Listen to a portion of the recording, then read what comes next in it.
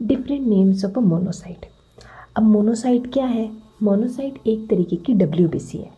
WBC वो भी largest वाली WBC यानी वाइट ब्लड सेल्स, जिसे ल्यूकोसाइट्स भी कहते हैं। ये हमारी फर्स्ट लाइन ऑफ डिफेंस में सबसे इम्पॉर्टेंस रखती है। फर्स्ट लाइन ऑफ डिफेंस का मतलब क्या? सपोज़ कि ये हमारी बॉडी है, बॉडी का सरफेस है, और यहाँ से किसी माइक्रो ऑर्गेनिज्म ने या किसी भी एजेंट ने अटैक किया। तो अटैक करते ही क्या होगा कि सबसे पहले अगर उससे फाइट करने कोई आएंगे तो वो है मोनोसाइट्स और न्यूट्रोफिल्स।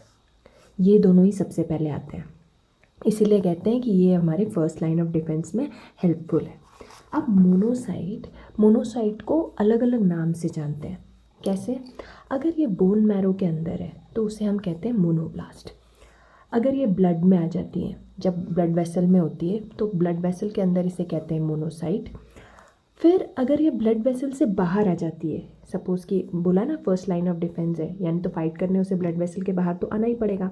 तो जैसे ही वो ब्लड वेसल के बाहर आती है तो वो माइक्रोफेज हो जाती है। माइक्रोफेज यानी ये फेगोसाइट कर लेगी, यानी उन ऑर्गेनिजम्स को निगल लेगी, खा लेगी।